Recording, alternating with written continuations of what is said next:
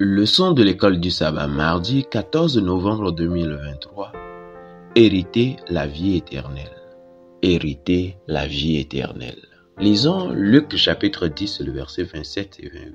Là, il est écrit. Il répondit, « Tu aimeras le Seigneur ton Dieu de tout ton cœur, de toute ton âme, de toute ta force et de toute ta pensée, et ton prochain comme toi-même. Tu as bien répondu, lui dit Jésus. Fais cela et tu vivras. » Amen.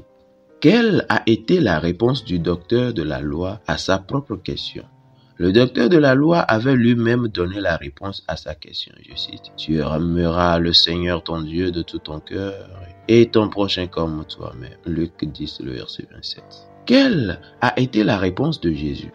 Il dit, je cite, « Tu as bien répondu. » Fin de citation. Luc 10, le verset 28. Jésus lui demanda ensuite de faire quelque chose à ce sujet en disant, « Fais cela et tu vivras. » Luc 10, le verset 28.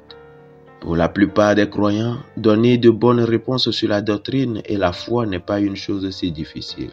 Le défi, au contraire, consiste à faire ce qu'ils savent être juste et à vivre ce qu'ils croient. Beaucoup de gens ayant assez de connaissances pour être sauvés seront perdus pour n'avoir pas obéi à cela.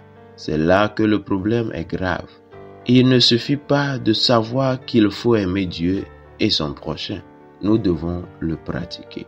Lisons Jacques chapitre 2, le verset 17 à 22. Là, il est écrit, « Il en est ainsi de la foi. Si elle n'a pas les œuvres, elle est morte en elle-même. Mais quelqu'un dira, « Toi, tu as la foi, et moi, j'ai les œuvres. Montre-moi ta foi sans les œuvres, et moi, je te montrerai la foi par mes œuvres. Tu crois qu'il y a un seul Dieu, tu fais bien. Les démons le croient aussi, et ils tremblent. Veux-tu savoir, ô homme vain, que la foi sans les œuvres est inutile? Abraham, notre père, ne fut-il pas justifié par les œuvres lorsqu'il offrit son fils Isaac sur l'autel? Tu vois que la foi agissait avec ses œuvres et que par les œuvres, la foi fut rendue parfaite. Amen. Comment ces versets correspondent-ils à ce que Jésus avait dit au docteur de la loi?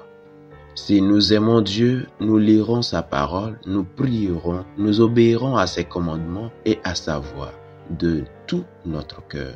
Si je dis que j'aime les autres, mais que je ne me soucie pas des autres à l'église, ou si j'ignore les besoins des autres quand je peux les aider, à quoi sert ma foi?